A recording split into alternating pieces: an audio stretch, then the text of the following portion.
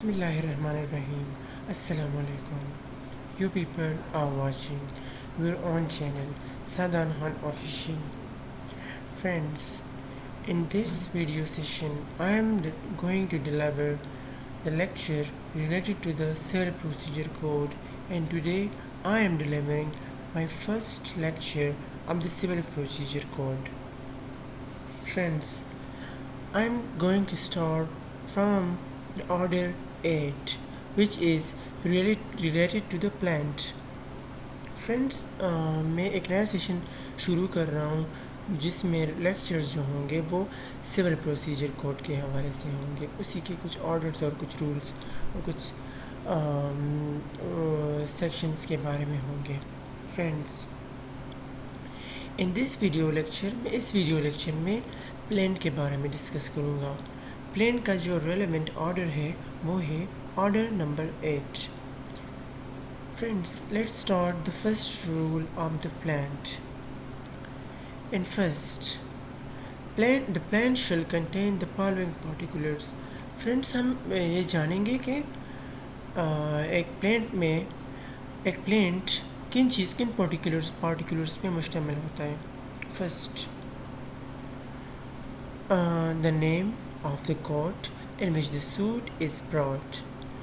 مطلب ایک دعوے میں جب ایک پلینٹف دعویٰ دائر کرتا ہوتا ہے، جب ایک پلینٹ سبمٹ کرنے کے دوران اس پلینٹ میں کون سی چیزیں شامل ہونی چاہیے، تو پہلا جو ہے وہ ہے the name of the court in which the suit is brought.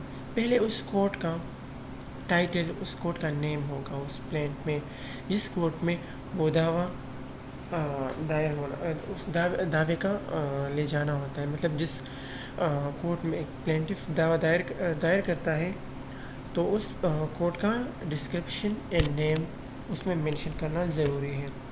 Second, the name مطلب B number sub rule, the name description and place of residence of the plaintiff.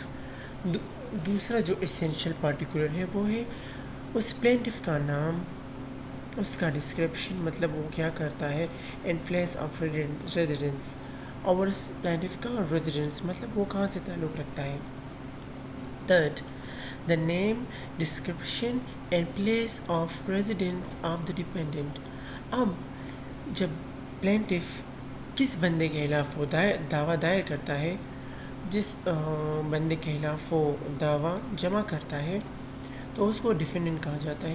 تو اس ڈیفینڈنٹ کا نیم، اس کا ڈسکرپشن اور اس کا اکاؤنٹس، اس کا residence مطلب وہ بندہ کیا کرتا ہے، اس کا نام کیا ہے اور وہ کہاں سے تعلق رکھتا ہے. تیسرا اسینشیل اس میں یہ ہے. Number D, where the plaintiff or the dependent is a minor or a person of unsound mind.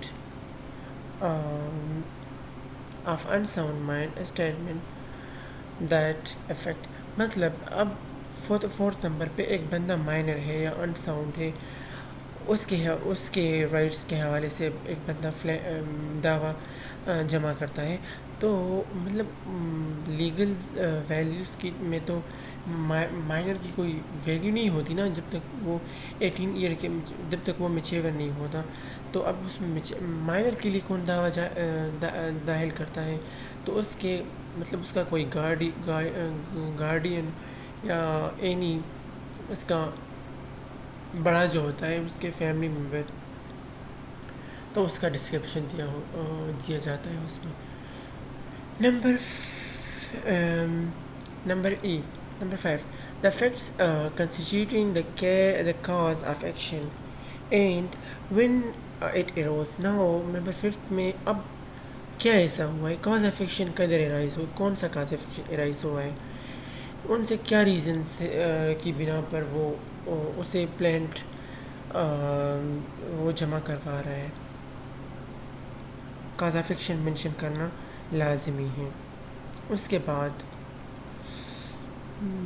Cause of action number F ہے، the facts showing that the court has jurisdiction. F number پہ اس fact سے یہ ظاہر، اس fact سے یہ proof ہوگا کہ اس کورٹ کے ساتھ جورسڈکشن ہو، مطلب جورسڈکشن مطلب یہ کاز آف ایکشن اسی کورٹ کے جورسڈکشن میں ارائز ہوا ہے. Number G, the relief to which the plaintiff claims. اب پلینٹف کو کیا ریلیف وہ کلیم کر رہے ہیں وہ بھی اس میں منشن کرنا ضروری ہے. ہاں، اب ایچ نمبر پہ where the plaintiff has allowed a set of or relinquished a portion of his claim. اب پلینٹف نے اگر کوئی پورشن ریلنکش کیا ہوتا ہے، مطلب یا کوئی پورشن اس نے وہ چھوڑ رہا ہے نا، مطلب اب ڈیفینڈنٹ کا اس پہ کچھ قرض تھا، تو اب اگر وہ پلینٹف اسے وہ نہیں، مطلب وہ کہہ رہا ہے کہ ہاں ان پیسوں سے میں اس کا وہ قرض وہ کر رہا ہوں، میں ختم کر رہا ہوں، یا اس کا پلینٹف کا اس پہ کوئی قرض تھا ڈیفینڈنٹ پہ، تو وہ اس میں کہہ سکتے ہیں ہاں کہ یہ پورشن جو اتنے پیسے جو ہے میں اسے معاف کر رہا ہوں.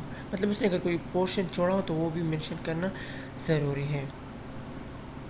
A statement of the value of the subject matter of the suit for the purpose of jurisdiction and court fee as for the case admits. اب اس آئی نمبر پہ مطلب اس سبجیکٹ میٹر کی ویلیو لکھنا ضروری ہے تاکہ کورٹ پراپر کورٹ پی کا تخمینہ لگایا جا سکے، مطلب پراپر کورٹ پی کا اندازہ اس سے لگایا جا سکے. تو اس سبجیکٹ میٹر کا وہ سبجیکٹ میٹر کا پروف لکھنا ادھر ضروری ہے کہ یہ سبجیکٹ میٹر کہ اتنے اماؤنٹ کا تھا. So friends, this was the first rule of order 8 which was related to the plaint. I will explain the next rule, rule 2 in my next lecture آپ سی پی سی. فرینڈز، اگر آپ لوگوں نے اس چینل کو سبسکرائب نہیں کیا ہے تو کائنڈلی اس چینل کو سبسکرائب کیجیے. اگر آپ نے اپنا فیڈ بیک نہیں دیا ہے ابھی تک تو کائنڈلی مجھے اپنا فیڈ بیک ضرور دیجیے. اپنا بہت زیادہ خیال رکھیے. اللہ آپ سب کا حامی و ناصر ہو. اللہ حافظ.